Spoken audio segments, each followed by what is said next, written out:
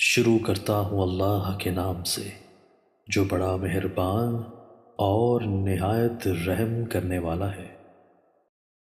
حضرت عبداللہ بن مسعود رضی اللہ تعالی عنہ سے روایت ہے کہ رسول اللہ صلی اللہ علیہ وآلہ وسلم نے فرمایا، اللہ کے خوف اور حیت سے جس بندہ مومن کی آنکھوں سے کچھ آنسو نکلے،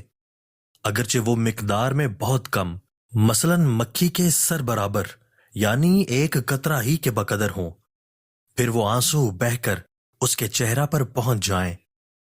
تو اللہ تعالیٰ اس چہرے کو آتش دوزخ کے لیے حرام قرار دے دے گا۔ تشریح: مطلب یہ ہے کہ جو چہرہ خوف خدا کے آنسوؤں سے کبھی تر ہوا ہو، اس کو دوزخ کی آگ سے بالکل محفوظ رکھا جائے گا اور دوزخ کی آنچ کبھی اس کو نہ لگ سکے گی۔ کتاب الایمان میں تفصیل سے بتایا جا چکا ہے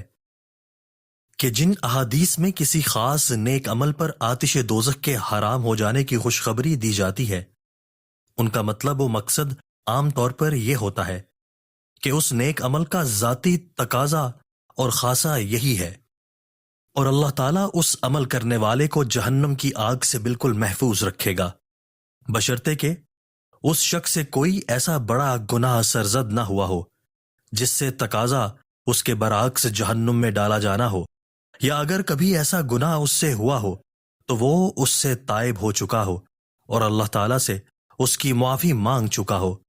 یہ نہ سمجھا جائے کہ یہ محض تعویل ہے، بلکہ واقعہ یہ ہے کہ ہمارے عرف اور محاورات میں بھی اس قسم کے وعدوں اور بشارتوں میں یہ شرط ہمیشہ محفوظ ہوتی ہے۔ دوستو، اللہ تعالیٰ ہمیں ان احادیث مبارکہ پر عمل کرنے اور اپنی زندگیوں کو سنوارنے کی توفیق عطا فرمائے۔